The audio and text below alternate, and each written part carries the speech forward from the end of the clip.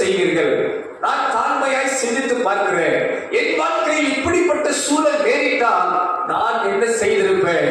அன்பு தேவ பிள்ளைகளே, தாவீது தன்னை கர்த்தருக்குள் திட்டப்படுத்திக் கொண்டான். பாருங்கள், 400 பேர் அழுது கல்லெறிகிற நேரத்தில் இவன் எழுந்து நின்று தன்னை திட்டப்படுத்திக் கொண்டு, வாருங்கள் போய் அவர்களை மீட்டு வருவோம் என்று நம்பிக்கையின் வார்த்தையை சொல்கிறான்.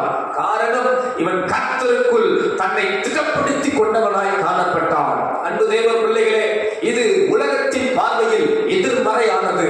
உலக மனிதர்கள், உலக சூழல்கள் எல்லாம் இருந்தால் மகிழ்வார்கள், எல்லாம் இருந்தால் சந்தோஷப்படுவார்கள், எல்லாம் இருந்தால் நம்பிக்கையா இருப்பார்கள்.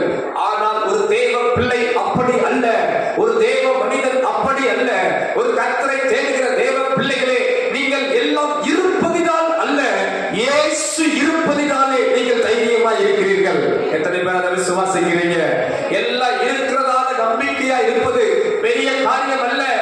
எல்லா பணபலம் இருப்பதாலோ, மனிதர்கள் பலம் இருப்பதாலோ, ஆஸ்திகள் இருப்பதாலோ நாம் தைரியமா இருப்பது பெரிய விஷயம் அல்ல. ஒன்றும் இல்லாத நேரத்திலும் நீங்களும் நானும் நம்பிக்கையோடு தைரியத்தோடு இருப்பதுதான் ஒரு பெரிய கிருபை. அந்த கிருபை தாவீதுக்குள் இருந்தது. அவன் தனிமையின் நேரத்திலே, நெருக்கப்பட்ட நேரத்திலே, உடைக்கப்பட்ட நேரத்திலே, எல்லாம் எதிராக இருந்த நேரத்திலும் தன்னை கர்த்தருக்குள் திடப்படுத்திக் கொண்டான். எத்தனை பேர் ஆமோதிக்கிறீர்கள்? எத்தனை பேர் அப்படிப்பட்ட இருதயம் உங்களுக்கு வேண்டும் என்று விசுவாசிக்கிறீர்கள்?